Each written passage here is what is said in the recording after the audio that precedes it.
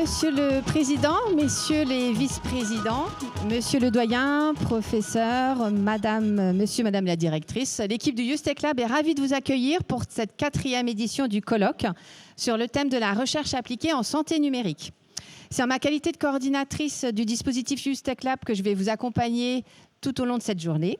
Et sans plus attendre, je vais laisser la parole à Mathilde Sigofis, directrice de recherche au CHRU de Tours, qui sera suivie de Daniel Alquier, vice-président en charge de l'innovation et de la recherche à l'Université de Tours, puis de Bernard Vigourou, président de Vive3 Centre-Val de Loire, et de M. Gagnère, vice-président délégué à la recherche et à l'innovation à la métropole.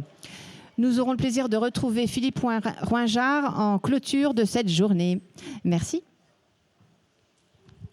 Non, par ici ? Ok. Bonjour à toutes et à tous. Je suis très heureuse d'être avec vous aujourd'hui. Donc, au nom du CHU de Tours, je représente Monsieur le directeur général adjoint qui s'excuse, qui ne pouvait pas être parmi nous ce matin. Je suis particulièrement heureuse également d'être aux côtés de l'université de nos partenaires de Vive3 Centre-Val de Loire pour cette 4e édition du colloque du Youth Tech Lab. Depuis sa création, on peut dire que le Youth Tech Lab a su trouver sa place en tant qu'espace d'échange et de réflexion autour des transformations du soin et de la place du numérique en santé. Sa force, elle réside dans sa capacité à réunir les chercheurs, les soignants, les professionnels du médico-social, les étudiants et les usagers autour de problématiques concrètes. Et il a démontré aujourd'hui par ses travaux son rôle original et unique dans l'écosystème de la recherche et de l'innovation. Aujourd'hui, un constat, c'est que la santé numérique, elle transforme profondément nos pratiques, nos organisations et les parcours de soins. Elle offre de nouvelles possibilités, mais elle soulève aussi des questions essentielles. Comment accompagner les professionnels et les patients, comment former aux nouveaux usages et surtout comment préserver une approche humaine du soin. Pas plus tard qu'hier, la journée de l'espace éthique de réflexion éthique de la faculté de médecine s'est organisée autour de la question des impacts de l'intelligence artificielle sur la prise de décision médicale. Parce que nous sommes concrètement confrontés à ce type de questions dans nos services. Et aujourd'hui, nos professionnels, nos patients nous demandent d'y répondre et de trouver des solutions à ces questions qui se posent aujourd'hui tous les jours dans les services. Ces enjeux, donc, ils concernent directement le CHU de Tours et sa gouvernance est pleinement engagée dans ces évolutions, avec une conviction forte, celle que le numérique et l'intelligence artificielle doivent rester et se développer en tant qu'outils au service des patients, des professionnels et de la qualité des soins. Les travaux qui sont présentés aujourd'hui illustrent parfaitement cette démarche collective fondée sur l'observation du terrain, le dialogue entre disciplines et la recherche de solutions adaptées aux réalités du soin.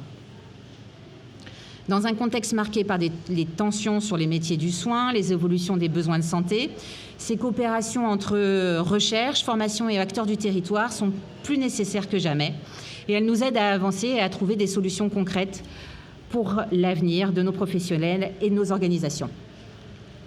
Je remercie donc très chaleureusement les équipes mobilisées pour l'organisation de cette journée, et notamment Isabelle Sada-Dotto et Thomas Sigaud pour la coordination scientifique, ainsi que l'ensemble des intervenants et des partenaires présents aujourd'hui.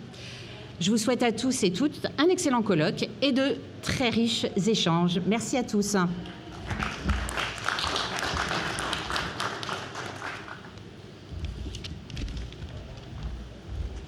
Merci beaucoup Mathilde. Je vais prendre la suite. C'est avec un grand plaisir que je suis parmi vous ce matin pour ouvrir cette 4e édition du colloque Youth Tech Lab avec un thème qui me paraît particulièrement stimulant, chercher, impliquer, appliquer, recherche collective autour de la santé numérique. Vous avez vraiment là fait un travail de grande qualité. Je vais en premier lieu remercier l'ensemble des organisateurs de la journée, Madame Sabadotto, Thomas, merci beaucoup. Les équipes du Youth Tech Lab et tous les partenaires qui sont engagés, et bien sûr le CHRU de Tours, Vive3 Centre-Val de Loire, Monsieur le Président, qui est très engagé à nos côtés et ce depuis de nombreuses années. Nous avons la chance ici d'avoir un lieu où se côtoient les chercheurs, les professionnels de santé, les intervenants de tout type, mais aussi ceux qui contribuent à faire vivre ce lieu de manière excellente. C'est ici un laboratoire d'idées et d'innovation. Le programme de la journée me semble parfaitement illustrer l'originalité du Ustech Lab. C'est une recherche qui ne pense pas le numérique en santé comme une simple question technologique, mais plutôt une transformation profonde de nos pratiques, des métiers, des organisations et des relations humaines. Et c'est précisément la force de la démarche du Ustech Lab. Nous savons aujourd'hui que les innovations numériques ne prennent sens que si elles sont pensées avec les usages, avec les professionnels, ici avec les patients et aussi avec leur territoire. Autrement dit, une innovation est utile si elle est comprise, si elle est partagée, si chacun arrive à se l'approprier. C'est tout l'intérêt du modèle du Living Lab qui existe désormais depuis 5 ans, et j'en profite pour saluer des gens qui étaient là dès la création, Bernard, Jean-Philippe. C'est un modèle qui a été fondé sur l'expérimentation collective, le croisement des regards, l'interdisciplinarité, mais aussi la conviction forte que la recherche doit être en capacité de produire des effets concrets pour la société. L'Université de Tours est particulièrement attachée à cette vision de la recherche, une recherche ouverte, éthique, connectée avec la réalité du terrain et qui associe pleinement les sciences humaines et sociales, les disciplines médicales, la technologie et les transitions organisationnelles. Donc, quand je regarde les thématiques qui vont être abordées aujourd'hui, la formation en santé numérique, recherche participative, les usages concrets des outils numériques, la question de la fracture numérique ou encore l'attractivité des métiers du soin, eh bien, j'ai l'impression qu'on est au cœur des grands enjeux de notre société et des préoccupations de nos compatriotes. À ce sujet, les réponses, vous le savez bien, sont complexes et nuancées. Ce qui n'est pas l'habitude aujourd'hui. La plupart des gens favorisent des réponses plus directes et plus définitives. Donc, pour moi, il est vraiment nécessaire d'écouter les expériences vécues, d'analyser les transformations, de comprendre les résistances auxquelles on est les uns et les autres amenés à amener des solutions. Et ici se croisent et dialoguent ensemble les chercheurs, les soignants, les acteurs institutionnels, mais aussi les usagers et les patients. Et c'est toute la force, à mon sens, de ce Ustech Lab. Le progrès technologique n'est pas une finalité en soi, il doit être au service de l'humain, au service du soin ici, de la qualité de l'accompagnement et d'exercice des professionnels. C'est pourquoi les approches qui sont ici développées au Ustech Lab sont, à mon sens, si précieuses. Elles permettent de replacer au centre les usages, les pratiques et les réalités humaines de l'innovation, au centre de l'innovation. Le Ustech Lab est un magnifique exemple de coopération sur notre territoire avec Vive, avec le CHRU et avec tous les acteurs de terrain et les patients. C'est à mon sens une dynamique formidable, une opportunité pour nos étudiants, une opportunité pour les futurs professionnels de santé. Et ça nous permet aussi de faire dialoguer les différentes disciplines entre elles. Je le disais précédemment, les sciences humaines et sociales, la santé, la technologie. Et ça, c'est extrêmement important et c'est une approche que nous souhaitons porter, nous, établissements, dans un projet d'établissement. Cette interdisciplinarité doit être le cœur des préoccupations universitaires. Voilà, je ne vais pas être plus long que ça. Je vous remercie encore d'être présents et je vous souhaite un très beau colloque.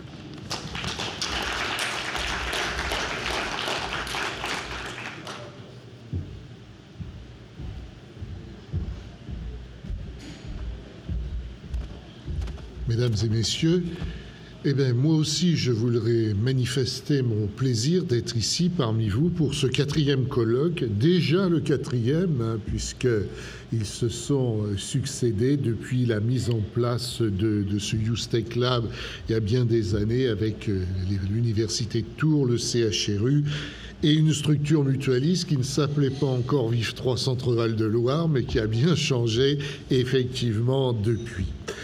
Un beau colloque avec un programme, vous l'avez signalé, monsieur le vice-président, madame, vous l'avez signalé, qui correspond effectivement à des enjeux vraiment fondamentaux par rapport à l'accès à la santé, par rapport à l'organisation des équipes, par rapport au parcours des patients.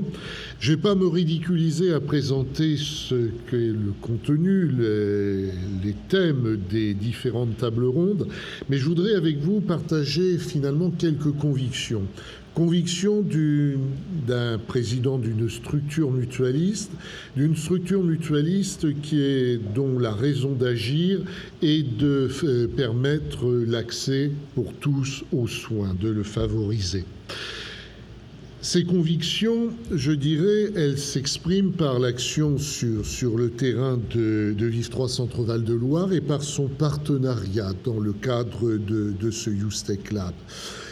C'est dans ce monde qui change, milieu d'incertitude, effectivement, à l'heure actuelle, je crois que le modèle mutualiste, qui est parfois présenté ou conçu comme étant un peu poussiéreux, eh bien, a son rôle à jouer dans l'innovation, dans l'appui à la recherche avec les grandes institutions de recherche de l'université, du CHRU, bien évidemment, pour faire face finalement à, comme le rappelle régulièrement le président du mouvement, à 3 transitions qui sont en cours. Une transition démographique, une transition environnementale, une transition numérique. Et même si c'est cette dernière qui est plus particulièrement abordée dans le cadre de ce colloque, les 2 autres, évidemment, interviennent sur l'évolution de la protection sociale et du système de santé. Un grand groupe de protection sociale mutualiste ne peut pas être indifférent effectivement à tous ces enjeux du numérique en santé, et vous l'avez souligné l'un et l'autre à sa dimension éthique, bien évidemment, qui est essentielle. La capacité d'initiative et d'innovation, pour nous, c'est d'anticiper en développement, notamment une vision prospective sur les enjeux qui sont à forte, de grande importance. L'innovation en santé, pour reprendre le thème du colloque d'aujourd'hui, et évidemment ses applications, c'est tout à fait essentiel. Cela implique nos équipes managériales. Je regarde notre directeur des ressources humaines, nos équipes soignantes, mais également, évidemment, dans le cadre de la raison d'être que nous avons pu mettre en place et des comités raison d'être, se placer aussi dans l'optique du patient dans ce cadre-là. Donc voilà, tout se cristallise sur ces enjeux et notamment, on le voit à l'heure actuelle, tous les débats qui tournent autour de l'intelligence artificielle jusqu'au pape qui est intervenu, bien évidemment. Et il s'agit, me semble-t-il, de bien en saisir l'ensemble des enjeux, mais aussi des opportunités qui s'ouvrent, et de répondre aussi à nos interrogations, aux conséquences que cela entraîne en termes de recrutement, en termes de fidélisation de nos professionnels de santé. Cela rejoint l'évolution des métiers du soin. Je crois que c'est aussi un élément pour inciter encore plus à s'engager dans ces formations qui sont ô combien nécessaires, et on rejoint ici la question de la transition démographique que j'évoquais tout à l'heure. Ce Youth Tech Lab est, dans ce cadre, un outil tout à fait efficace pour appréhender les multiples dimensions du sujet en croisant effectivement les apports des différentes disciplines académiques, en en ayant effectivement à la fois cette dimension de recherche, alors même si c'est un peu artificiel de l'opposer, c'est pas tout à fait ça, mais cette dimension, me semble-t-il, de vouloir aller sur le terrain pour concrètement faire avancer les choses, pour avoir un angle d'observation qui est pertinent, d'analyse des pratiques, de questionnement. Et ce sont ces questionnements ici qui vont être, et ces réponses bien évidemment, qui vont être au cœur de cette très belle journée. Je remercie encore tous les organisateurs, les intervenants et, l'occasion aussi de ce colloque, c'est d'associer à la connaissance le plaisir de l'avoir exposé et présenté, et ça, c'est aussi extrêmement précieux. Je vous en remercie.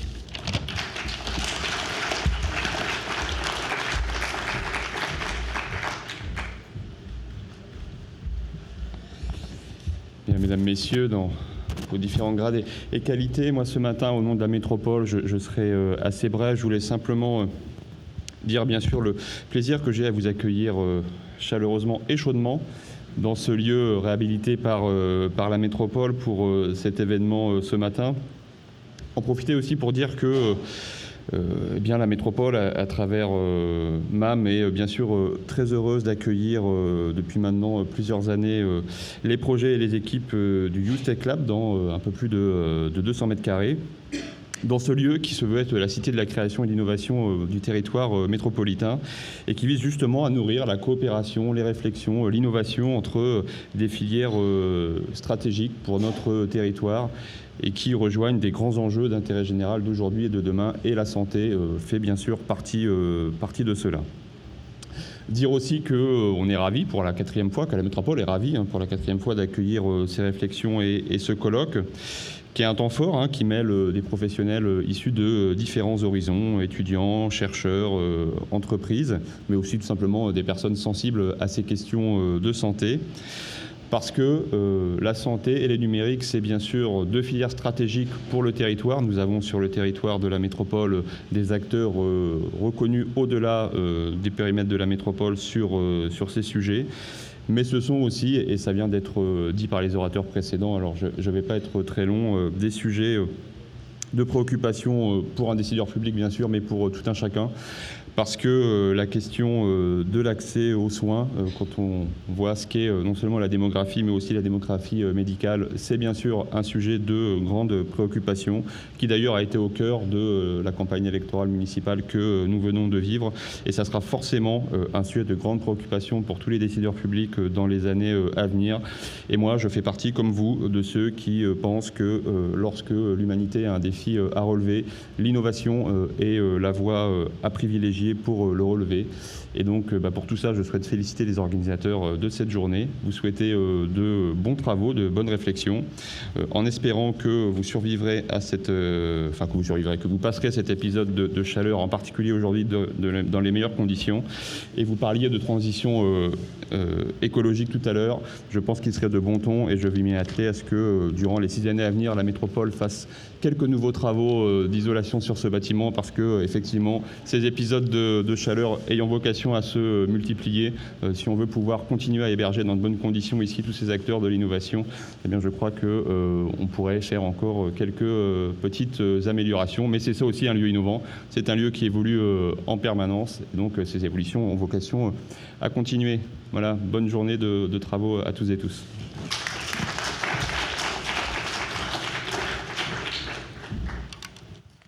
Merci beaucoup, merci à tous, merci Monsieur Gagnard de cette excellente nouvelle. Nous voilà repartis pour une belle journée.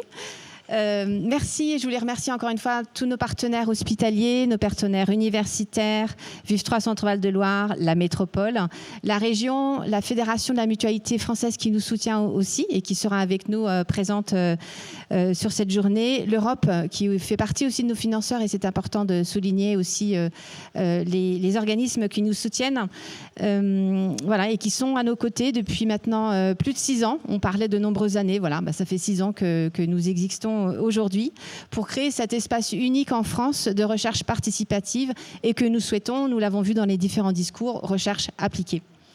C'est un dispositif aujourd'hui qui rassemble un peu plus d'une centaine de professionnels issus des différents terrains, hospitaliers, médico-sociaux, mais également domicile. C'est aussi la force de notre dispositif, c'est pouvoir croiser et correspondre finalement au parcours également du patient. C'est près d'une trentaine de développeurs ou de porteurs de solutions qui nous accompagnent aussi sur nos expérimentations. Et puis surtout, ce sont, et on le voit, et on va le voir cet après-midi, différents champs de recherche universitaires qui sont avec nous, à nos côtés, sur ce dispositif. Nos colloques sont des moments privilégiés pour engager collectivement des discussions autour de nouvelles approches, autour de nouvelles propositions de solutions, entre autres sur les sujets de la formation. Alors la formation, ça sera l'objet de notre première table. On parle en effet de santé numérique qui aujourd'hui est au cœur, on l'a vu et ça a été évoqué, des politiques publiques, la recherche et du développement des pratiques de santé. Elle ne se limite pas à un concept théorique, on le voit bien, nos métiers sont bousculés, nous l'avons vu également dans les discours, dans les prises de parole de Mathilde Sigofis aussi. C'est des sujets qui sont réfléchis au niveau hospitalier, mais pas que. Et ce sera vraiment l'objet de notre première table ronde, c'est d'évaluer ensemble finalement l'impact sur la formation, tant des professionnels de santé, mais finalement également des patients qui sont impactés par ces innovations. Nous aurons le plaisir d'accueillir Denis Engoulevent, professeur en cardiologie, doyen de la faculté de médecine de l'Université de Tours, Dominique Beauchamp, présidente de France Asso Santé du Centre Val-de-Loire, Jean-François Favenne, directeur des ressources humaines à Vive 3 Centre Val-de-Loire, et puis Drifa Moussata, qui est professeur à l'université, praticien hospitalier en hépato-gastro-entérologie au CHRU, à la faculté de médecine et au CHRU de Tours. Enfin, pour vous présenter aussi rapidement le programme de la journée, la santé numérique, c'est aussi des nouvelles méthodes de recherche participative développées au sein du Youth Tech Lab, et ce sera Nathalie Camacho, anthropologue à l'Université de Tours et qui collabore également au sein du Youth Tech Lab, qui présentera ce nouveau dispositif de recherche audiovisuelle qu'on peut aussi appeler simulation mobile, et qui sera accompagné de Wassim Ghana, médecin gériatre au CHRU de Tours, pour partager les premiers résultats de ces recherches innovantes. En début d'après-midi, ce sera Thomas Sigaud, coordinateur scientifique du Youth Tech Lab et maître de conférence au sein de l'Université de Tours, qui nous fera un retour sur une recherche participative menée au sein du groupe d'entraide mutuelle de Vive 3 Centre Val-de-Loire. Il sera accompagné de Jean-Baptiste Pontou, qui est directeur du handicap psychique au sein de Vive 3 Centre Val-de-Loire. Et ils tireront ensemble les premiers enseignements de cette utilisation de dispositifs numériques. La deuxième table ronde de la journée sera animée par Jean-Philippe Fouquet et sera consacrée aux enjeux d'interdisciplinarité. C'est encore un sujet que nous avons beaucoup évoqué aussi dans les discours de ce matin. C'est un des marqueurs également de notre Youth Tech Lab, et ce sera un retour d'expériences croisées et de témoignages à la fois de regard sociologique, puisque ce sera le professeur Alex Albert qui sera à nos côtés, accompagné de Denis Mulman, professeur et praticien hospitalier en rhumatologie au CHRU de Tours et à l'université. Thierry Lecomte, professeur et praticien hospitalier en hépato-gastro-entérologie et cancérologie digestive du CHRU de Tours. Et Anne Pasco, que j'ai cru voir arriver, qui est responsable médico-social à la direction à la prévention et à l'accompagnement mutualiste à la Fédération de la mutualité française. Et enfin, parce que le secteur de la santé souffre aussi de sa difficulté de recrutement. Je regarde Jean-François, mais je pense que tous les métiers sont concernés et tous nos organismes sont concernés par ces difficultés de recrutement. Nous aurons une discussion autour de ces enjeux de recrutement et de fidélisation des équipes, avec la participation d'Élodie Gaillard, qui est directrice d'EHPAD des Bois de la Cisse à Vive 3 Centre Val-de-Loire, mais également de Lionel Honoré, professeur des universités en sciences de gestion à l'IAE de Tours, Val-de-Loire, et Thomas Sigaud partagera ses premiers résultats de recherche autour de ces enjeux d'attractivité qui sont conduits sur ces différents terrains. Encore une fois, merci d'être à nos côtés pour cette quatrième colloque. Et puis, comme d'habitude, vous aurez un temps d'échange après chaque intervention ou table pour poser vos questions, poursuivre la discussion. Et j'invite dès à présent les premiers intervenants à me rejoindre sur cette première table.